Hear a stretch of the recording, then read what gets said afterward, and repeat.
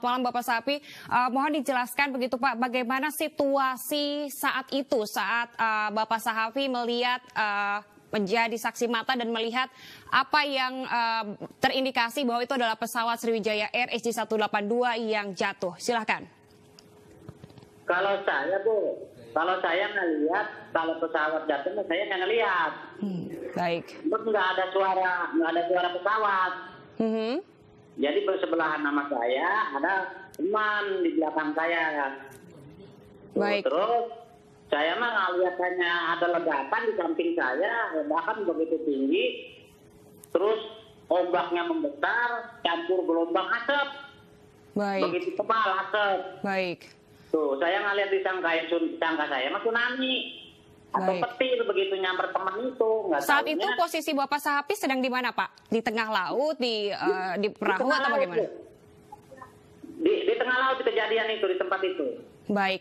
Sempat terlihat asap hitam mengepul begitu? Iya, asap. Ini gelombang besar ya, begitu dia meledak tuh. Gelombang besar campur asap, begitu. Baik, saat itu saat mengetahui begitu dan juga mengira bahwa itu tsunami, sebetulnya yang Bapak lakukan saat itu apa? Segera menepi atau melihat kondisi lebih jauh lagi? Enggak, begitu saya tsunami, kapal saya tuh saya ada pindah gelombang kan. Nah, begitu ngeliat teman ini badannya udah ketakutan begitu. Nah, terus jaring buku saya itu talinya saya pulang, maksud saya mau lapor gitu. Baik. Nggak tahu teman datang mau bilangin, Bang, katanya orang pesawat jatuh abang di depan saya, katanya abang nggak pulang, justru bilang gua pulang takut disangkain tsunami sebab pesawatnya saya ngelihat.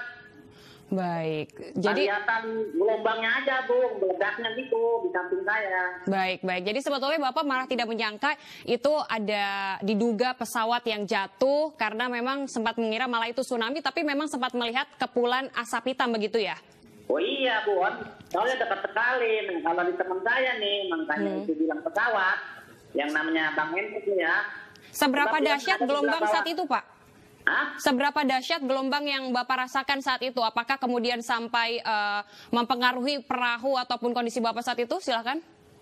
Oh, gelombang udah begitu besar. Cuman kalau hujan memang lebat, hujan. Baik.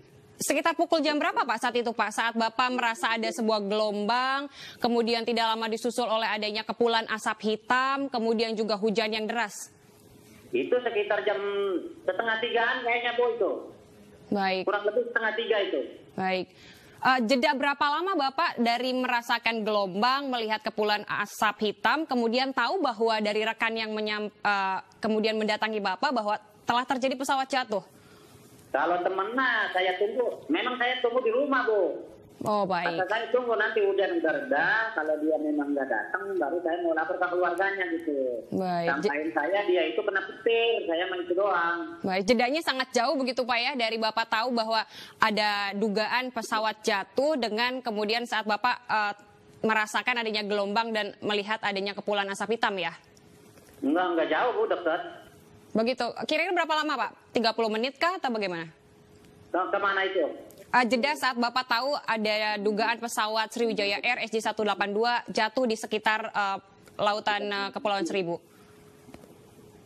Oh itu Bang sekitar 30-an. 30 menit setelah Bapak menepi berarti ya Pak ya? Iya.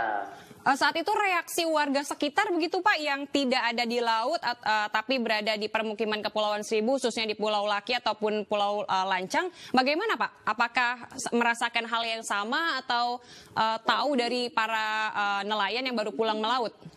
Ya, suara dentumannya sama ngerasakan orang pulau pun. Oh gitu, jadi penduduk di pemukiman mendengar dentuman tersebut ya?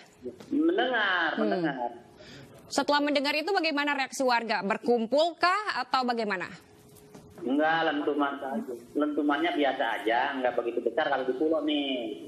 Karena ada jauh. Nah, begitu saya datang, teman saya lapor ya. Nah, akhirnya itu memang pesawat karena dia itu membuktikan pesawat karena serpihan itu dia boleh dibilang kelihatan mau diambil mah diambil sama dia gitu. Baik, terima kasih Pak Safi atas informasinya. Semoga masih terus bisa berkontak dengan kami sehingga bisa mengetahui kemajuan di lapangan. Terima kasih Pak Safi.